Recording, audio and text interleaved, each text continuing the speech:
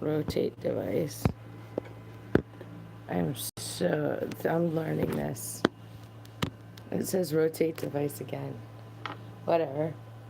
Or maybe it's that I need to put it up higher. Hold on. I just don't want to break that though.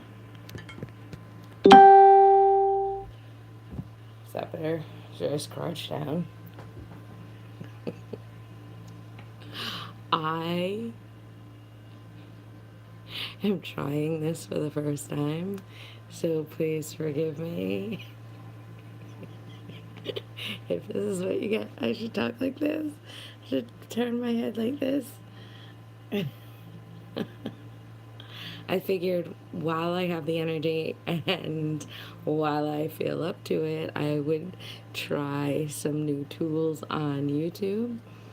And so this is what you're getting. And so tonight you've got a Let's Talk because I feel like it was Sheri.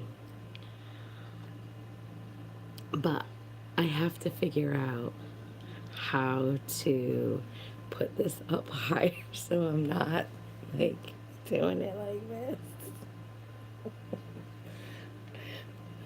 this. I know you have a lot of questions.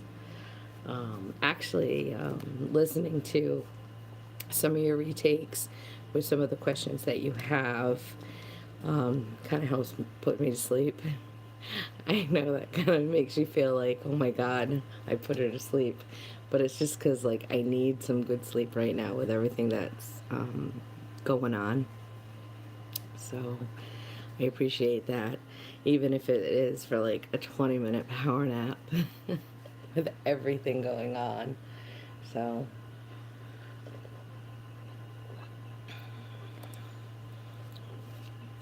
my mind's there, and it's just trying to be organized with everything that's going on. And I know you're like picking up things here and there, and then you're just kind of like, well, what the fuck is going on? But I kind of know you know what's going on. It's just you don't have all the details, and how can you help if you don't have all the details? So I get that. I have not done a sip and think in a while. I enjoy my sip and thinks, and I'm trying to kind of move in a different direction. You know what I mean? Like, I don't know. Maybe I'm just saying that. I feel weird that all you can see is Friday on the TV and my mouth and me shuffling cards and sipping from my Envision Dream Sip and Think Up. So, last summer, if you want to know, I'll give you maybe the download that everyone seems to ask me. So I'll go this way. It's easier. So, last summer, my husband had an embolism. So, if you don't know what an embolism is, they found a blood clot in each of his lungs, not just one lung, in both sides.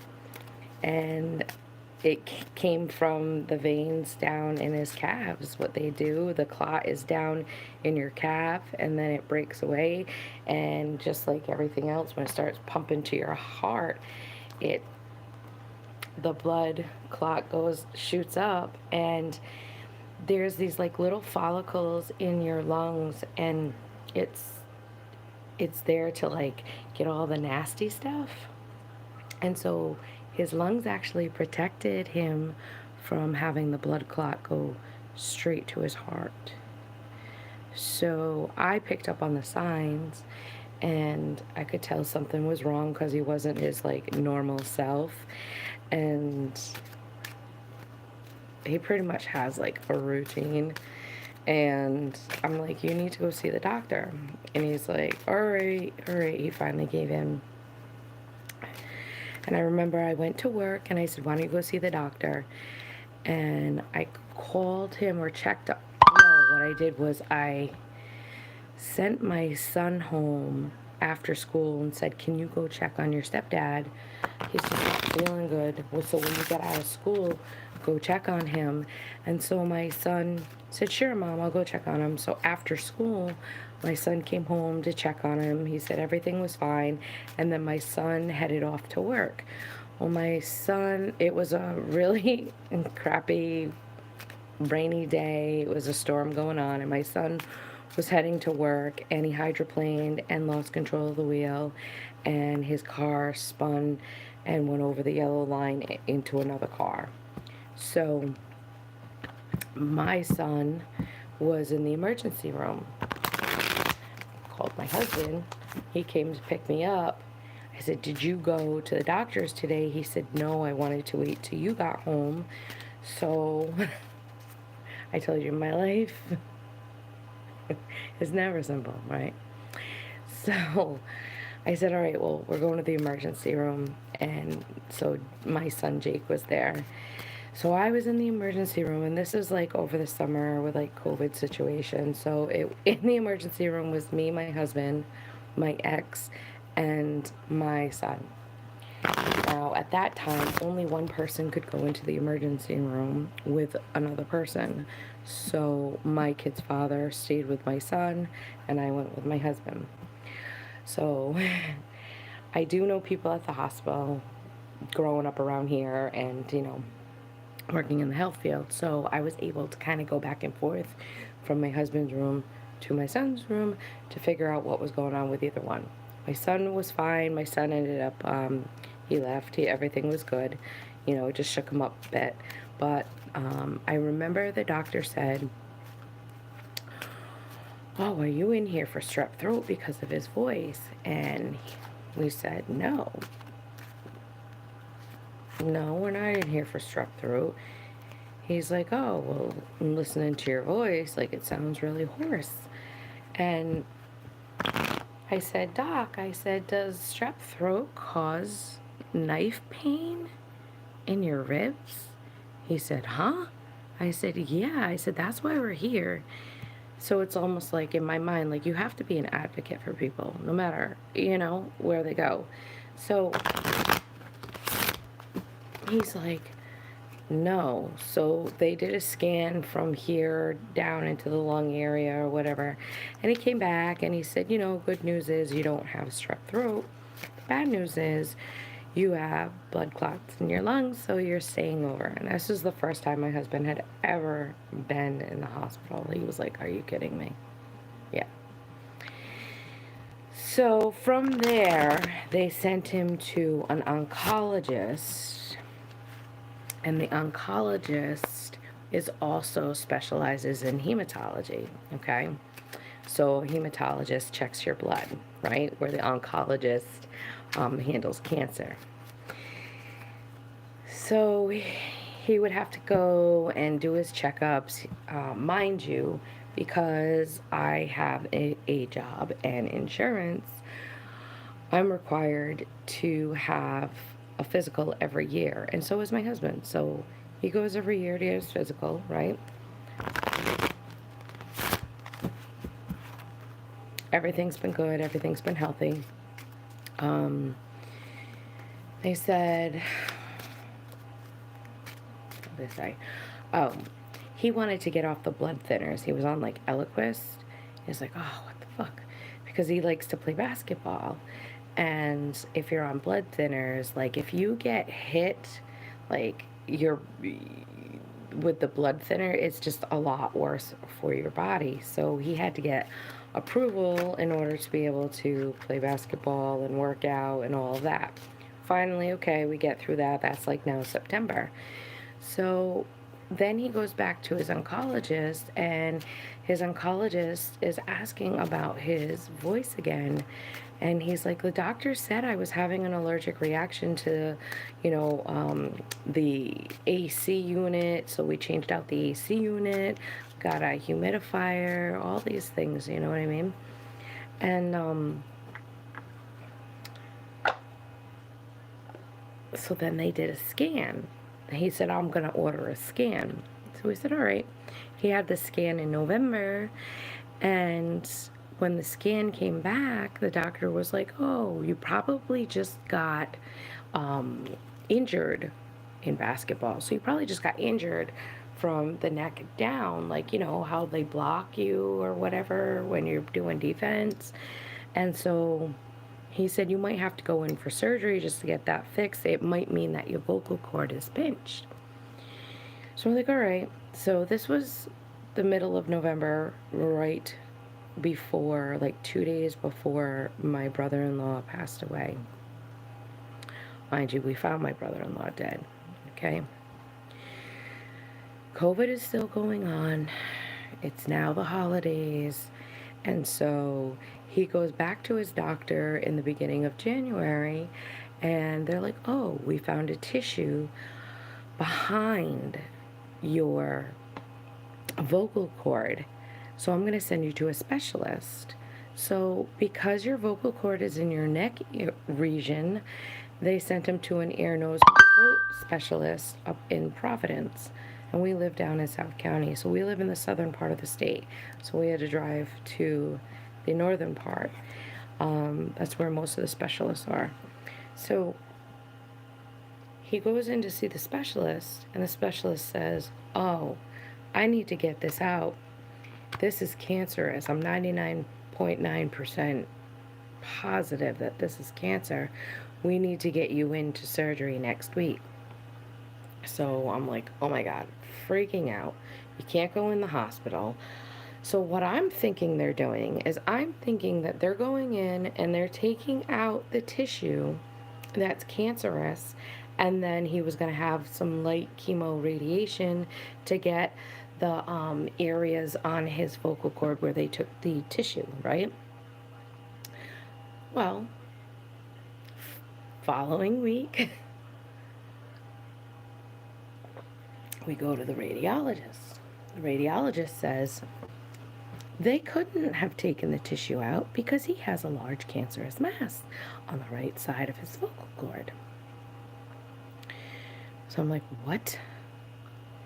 So now he's telling us the only way to get rid of this mass is to go at it full throttle with high chemo and radiation 5 days a week for 6 weeks. This is on a Thursday. Our heart's sunk. I'm like trying to absorb all this information. We go to the surgeon the next day for post-op in the morning, and he comes back and he says, well, you're between a rock and a hard place because the last thing we want to do is surgery. You know, you're a young guy. We don't want to do surgery. I'm like, okay. So while we're at the doctor's office, we get a call from the radiologist. They want to do another CAT scan of the head and neck region, right? But this particular CAT scan is more for cancer patients. So it has, they can see into it a little bit better. Now, we have 2 hospitals that we've already been to, and they are under construction. So we have to now go to another hospital in the city just to get that scan done. So we leave, this is all one day now. So we leave the surgeon's office, we drive to the Roger Williams Hospital. From Roger Williams Hospital, we get a call from his primary care doctor. She is trying to also do a post-op because she wants to know what's going on and following up with everything as well. And he had just had to come off of his Eliquis, which is the blood thinner, right before the surgery because we didn't want him to bleed out during the surgery, which now we find out was really just a biopsy, which was like a laparoscopic biopsy. And she's going on maternity leave. So I have to get all the information as to who's now going to take over now that you're going to be gone for maternity leave, blah, blah, blah, blah. So Then we go and see the oncologist. The oncologist tells us that he's a stage 3 in cancer of the throat, and that it's moving to a 4 because where your vocal cords connect, the connecting parts have cancer in them. So that means the cancer is spreading now from the right side to the left side. So then he's like, I need you to do this, this, this, and this, right? In the meantime, because it's a head and neck cancer and they're talking about chemo and radiation, now I'm trying to fight and get him in to see dentists, right? So please keep in mind that I'm working full time. I am a mom. I have grandchildren. Mind you, they're my step grandchildren. And I have stepchildren, and I have family, and I have friends, and people, everyone around me. They're all hurting, whether they're passing away, they're dying, whatever it is. Like, I just feel like it's all coming full throttle. I didn't know really how to process this information. All I could think about was somebody going through radiation and chemo, that it deteriorates the body and it goes after all your other organs. And I'm like, no matter how healthy of a person you are, that's just, it's chemicals, right? And my husband doesn't do chemicals. He doesn't like taking pills or anything. So even coming off the Eliquis, which he hated being on, he now has to do a Bayer aspirin 1 a day, which actually, I think everyone should probably do. They say take a Bayer aspirin 1 a day, right? Anyways, so as I'm trying to download all this, the doctor tells me you need to beef him up because he's going to lose a lot of weight. And as they start doing the chemo and the radiation, his throat is going to swell up and he's not going to be able to swallow. So we're going to have to put a feeding tube in him. So I was preparing for feeding tube, chemo, and radiation. Okay, and the reason why we wanted to feed him was we wanted to put some fat over his organs to protect them while he was going through this process. Anyways, that's just the bulk of it. It's been very, very emotional. Very emotional. I'm usually an organized person and I can take care of things. But when you're also the sole provider and you take care of everything anyways, and then this hits you, I knew at that moment in time that this is not something that I could do by myself. I can't and I couldn't. And I started reaching out to my support system. And so we started a food chain, because I'm still working full time. And believe you me, now that COVID is like somewhat opening up, I'm literally at the whim of the doctors. So if the doctors call me, I literally have to either run over to the hospital or run over to the doctor's office. They need paperwork. They need this. They need that. If I have to go up to the city, I have to take time off of work. So it's just, I've had to sit with people at work trying to figure out a schedule as well. Because I'm a director, and the investors are like, oh my God, what's going on with Cheryl? Like, is she not going to be able to bring in the money for the investors? We lost a lot of money during COVID. So like, there's just a lot of pressure, right? But I do have to say, they've been very, very good, and they're like, you do what you need to do. So I've been adjusting my work schedule, whether I have to go to appointments before I go to work, or if I have to go to appointments after work. Mind you, we've been going to appointments literally every single day. And then I started going to work on the weekends if I have to get caught up with work as well. Um, I've been preparing myself for when I have to take time out of work. So I am trying to get paperwork done. So when everyone's like, oh, Sheri's doing all this paperwork, you have no idea the amount of paperwork that I am doing. Literally. At the same time, I feel as though I have like a cold myself. So I can feel myself getting run down. And I don't know if that's because of the stress or because I can foresee what's going to happen. Again, I don't know exactly what's going to happen, but I can tell you it gets worse before it gets better. And I have to be prepared for that. And I told my boss, I've told my friends, anybody who asks me, yes, I know this is life and this is what happens. And it's all going to happen to one of us sooner or later, where we all have to go through something that's devastating, right? I just feel as though this stuff keeps happening over and over again to everybody I love and everybody around me. And it's almost like, how much can we all take? You know what I mean?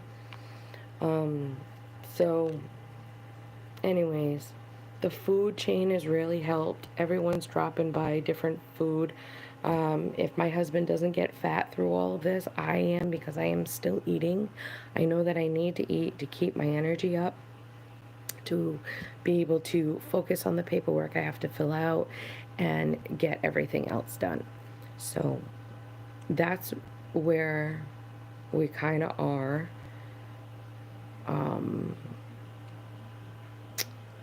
Anyways, I did have a love bomb that came out. Says, I will never forget you. A lot of people tell me that. I'm a hard one to forget. I really am. I think one of the hardest parts, too, about all of this is, one, I don't like change. And I know change is coming. I mean, being a Scorpio, I know transition is part of our characteristics. But this is a big change. It's a big, big, big, big change. And coming out of COVID, a COVID world, it's a big change for everybody. And I'm used to helping other people.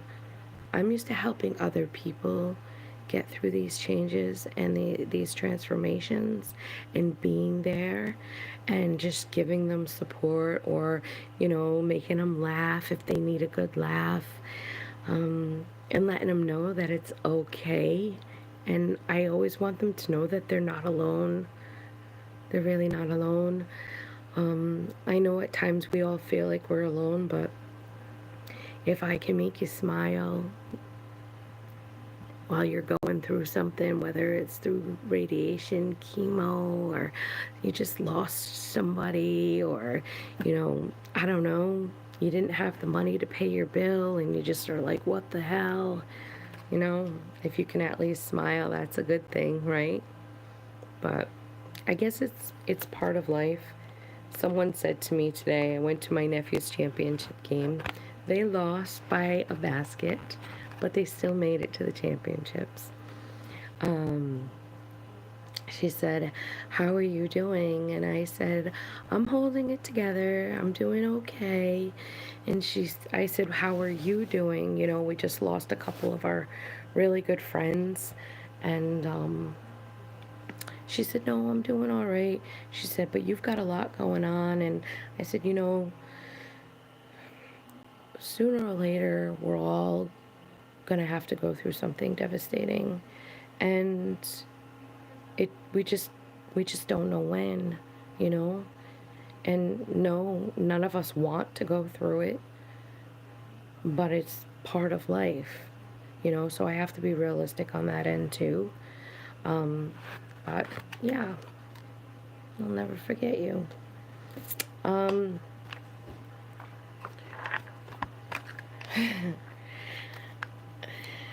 In the midst of it all, I broke the wiper on my husband's truck, and I broke the handle on the truck. We've had a couple of snowstorms. I do have an appointment on Saturday to get the truck fixed. Mind you, my son totaled my car in September, and I still haven't gotten another vehicle, so we're using one vehicle, right? So my husband's like, you need your own car. And I'm like, I know, but right now I have to pay out of pocket for all of his co-pays and stuff like that. I did purchase critical care insurance, which is voluntary. So yes, I have medical through my job that I pay for, but then there's a voluntary critical illness insurance in case something like this happens. And when it was weird because during the pandemic, when we had to redo our insurance, I did get critical care insurance. And I was like, we're starting to get to that age, you know. And then after his embolism over the summer, and I had to redo my electives, I actually upped the critical care. Something just told me to, and I did. So I've been on the phone with the insurance companies. I have been on the phone with doctors. I have been on the phone with my home office regarding FMLA paperwork. If you don't know what FMLA is, it's Family Medical Leave Act. And what that does is it gives you job security if you have to take time off to take care of a loved one or yourself or, or child or something. So I've been filling that paperwork out. Then I had to submit a claim for TDI for my husband, and then I have more paperwork that I have to bring to the doctor for the doctor to sign for that. I went and did the health power of attorney for my husband and the durable power of attorney. So the health power of attorney gives me and his daughter the permission to make sure that he gets the best care when he gets to a point where he's not able to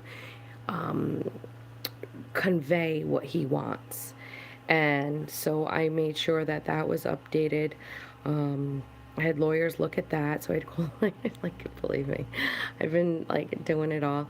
And then I figured, oh my God, I gotta relook at mine because you just never know at this point in time. The people that are dying around me are 40, 51, 46, 43, 38.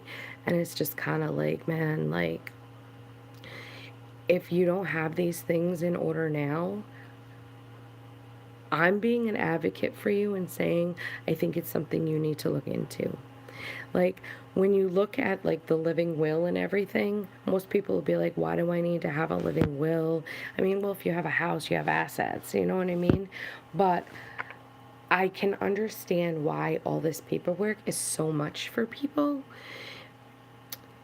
And so if there was something that I would really advise people to do, it would be to do the health power of attorney and the durable power of attorney. Because the last thing you want is something to happen and then it be in somebody else's hands that it shouldn't be in. And for me, I'm making sure that whatever his wishes are or whatever my wishes are, especially for him right now going through everything we're going through, it's with me and his daughter. And so that we both know, we both sat down with him to listen to what his wishes are so that we both know this is what he wants, I work in the health field where a lot of times there's so many children and so many family members, they all try to step in and think that they know everything that should be done, but they really don't. So it's protection, you know? And you take that paperwork with you, and if you have to go pick up stuff for them, like we just ran into it the other day, we had to go get this film from the diagnostic, from the x-rays and the scans, and my husband can't talk right now, so I have to do all the talking for him, which is a lot of talking for me, which is why my voice kind of gets tired, because I talk all day and I'm a talker, but then I'm handling all of his phone calls. So, and believe me, he knows it's a lot of people. And anyways, I went to get the stuff and I went to sign for it, and she was like, no, he has to sign for it. And I'm like, I'm a spouse. So it's just little things like that where I should still be able to, even though I'm a spouse. But I just figured with everything going on, especially with him not being able to talk, he can whisper right now, so he can at least still get some things out. And I just want him to have things written down and told to me and his daughter before we start getting into this roller coaster that we're getting ready to go into. What am I grateful for? I'm grateful for the simple fact that I'm able to do this, where when my brother-in-law was found dead, he actually had a will. He actually had one. You know? He had a will. Yeah. Shocking, but he did. Yeah. But I can only imagine what would have happened if he didn't have one. And he was in his 40s, you know, and you don't hear of people in their 40s having a will. And he did. So my dad didn't have one. Another love bomb. The people you love are very lucky to have you. And I'm lucky to have them.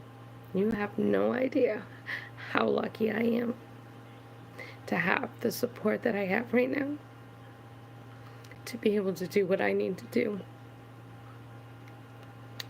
So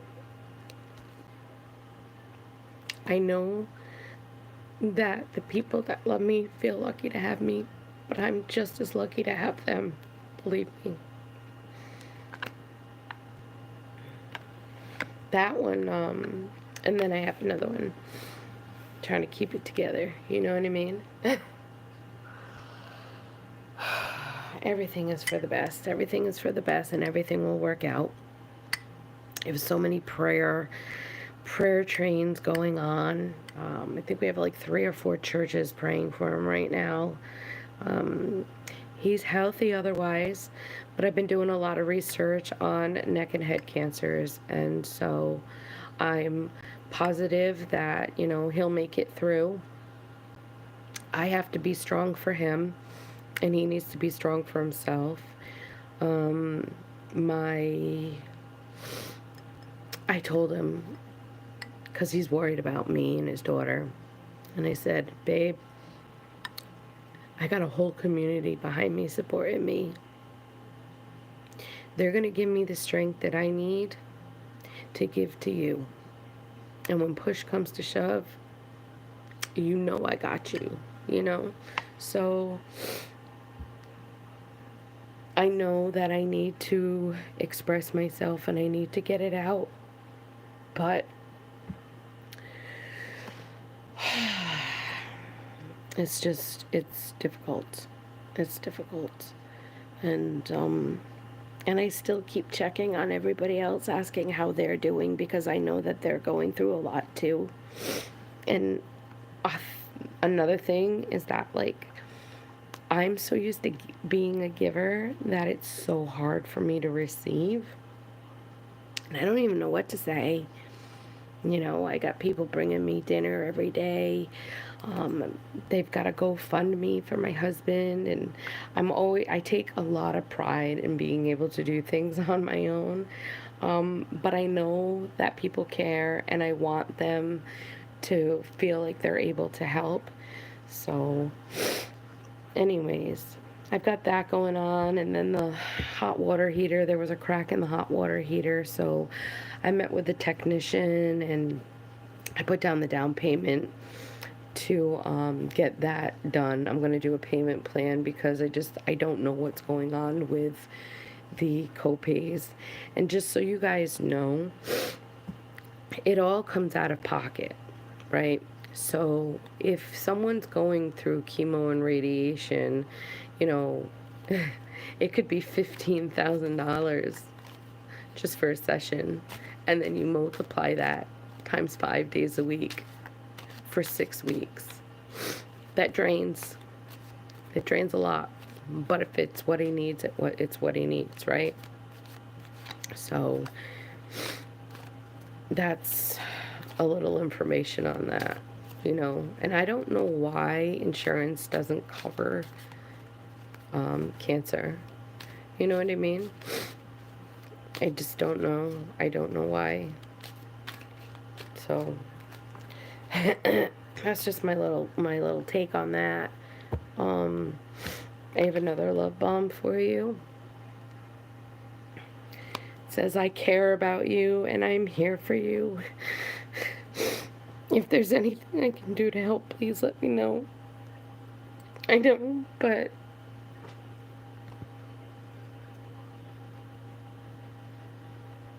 it's hard. I know you care about me. I know you do.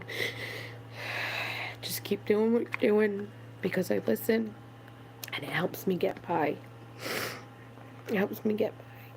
And in all honesty, it's not my body that it's happening to, it's his. But everyone says it's happening to me too. But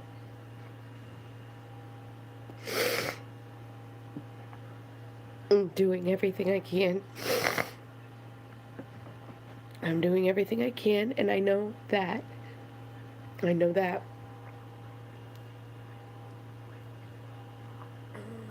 we'll all get through this. In a few months, we'll look back and we'll say, oh, remember when Sheri was crying and she was all upset? You know, we'll all get through it. That's all I keep telling everybody is we'll all get through it. You know? And so that's what we'll do. Oh, I didn't even want to cry. I know you've been asking me what's going on, but I'm trying to be strong right now. I'm trying to be strong. And even strong people cry, and even strong people feel hurt.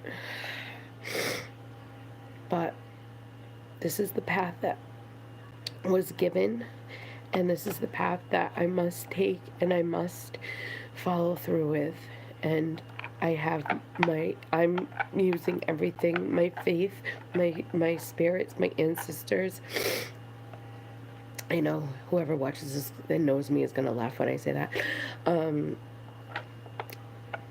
My work, my support team, everything. I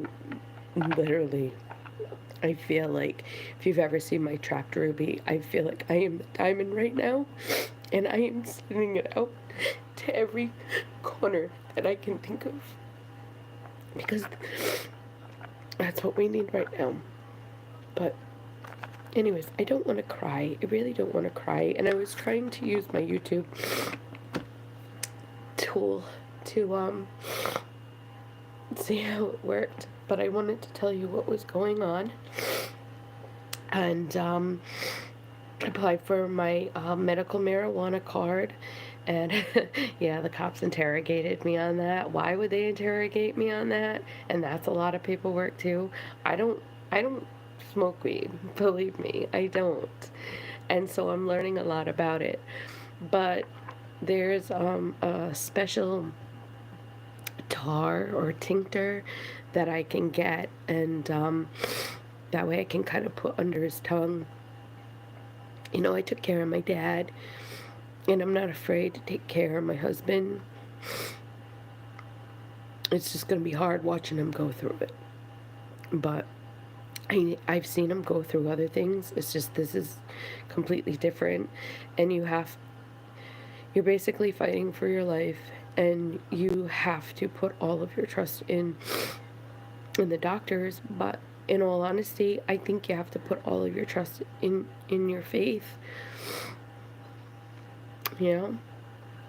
Anyways, how was that for telling you what's going on? I'm waiting to get in to see the specialist up in Massachusetts called Dana-Farber, and they haven't called us back yet, but I've been on the phone with the doctor every day, and the oncologist is like, I need you to get up there, I need you to get up there, so that's what we're doing. And we went to this surgeon on Tuesday, and the cancer's growing. So it's like, I feel like they opened up this gap for me this weekend so that I could just kind of express myself and then regain my strength. I've been doing so much paperwork. You have no idea. I really don't know how other people can really keep up with it all. It's insane. And I'm a smart person, and I'm on my shit, and I don't know how. I really don't. It's a lot. It's a lot. It's a lot. Anyways, so I've already done like 40 minutes of crying. And when I watch this and watch myself, I'm going to be like, oh my God, what was I thinking? What was I doing? And I didn't want to cry for you people. And the worst thing is I don't want to feel like a victim, and I don't want anyone to feel sorry for me or my husband. We really don't. You know, he smoked cigarettes, he smoked blunts. So another thing is, if you're going to smoke weed, don't smoke it in tobacco blunts, you know what I mean? See if you can make a wrap that is tobacco free, you know what I mean? So I just think we all need to get our shit together, you know? And I feel as though all of this is happening so that I can get all my shit together, so that when he needs all of my strength, it'll be there. You know what I mean? I think the big guys let me just download it all. So I did pull out my affirmators. I kind of wanted to see what those said. The love bombs, cheese Louise. Anyways. We have one already. I can read that. Nature. It says, it's time to unleash your inner hippie and step outside of that man-made box. Take a walk in the woods. Suits me, huh?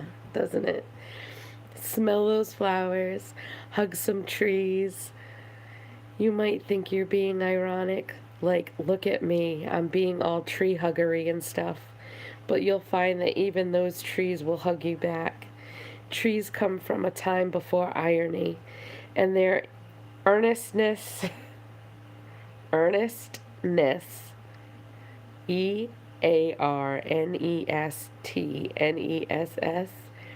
I'm horrible at pronouncing big words, is impervious to our jaded humor. If that doesn't make you want to hug them even more, well, I guess you're a robot. Well, I'd love to. I've been out in nature a little bit. However, it's snowing out again. It's really strange. We've had quite a bit of snow. It's kind of weird. So, nature, huh? Suits me well, doesn't it? So, Oh, that's what I wanted to do. I wonder, I don't know if I can be on here that long, if it's not like Instagram, you know what I mean?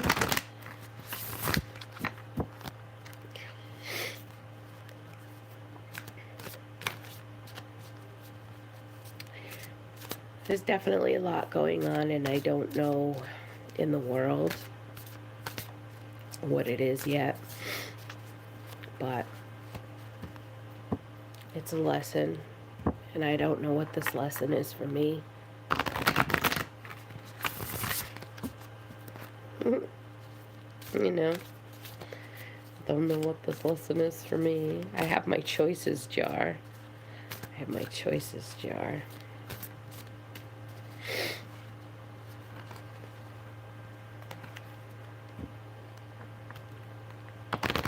Everybody else doing okay?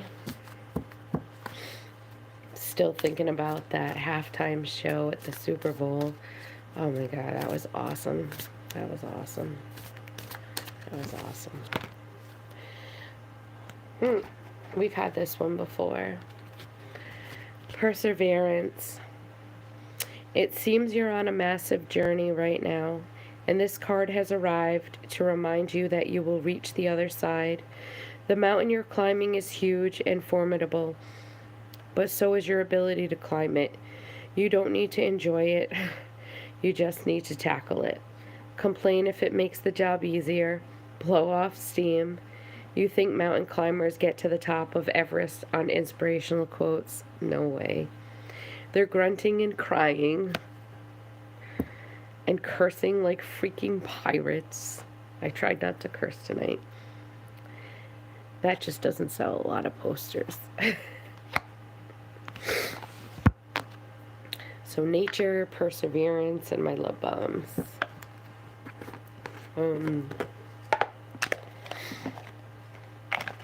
Instead of mixing them, why don't I just pull one? There we go. I'll just pull one.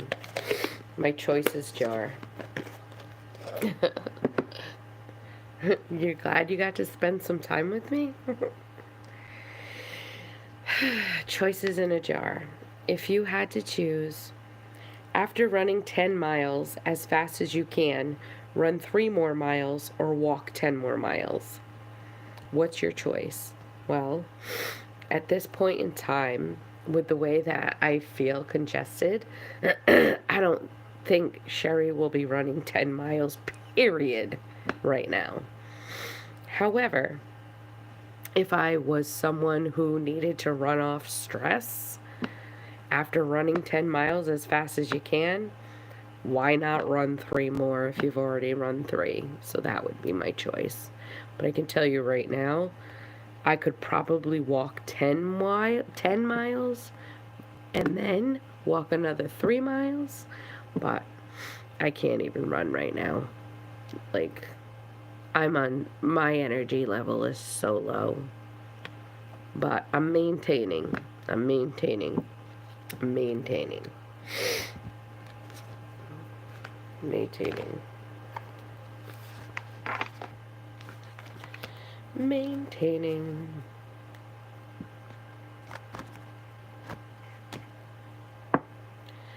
Wow, this was interesting. My first YouTube live.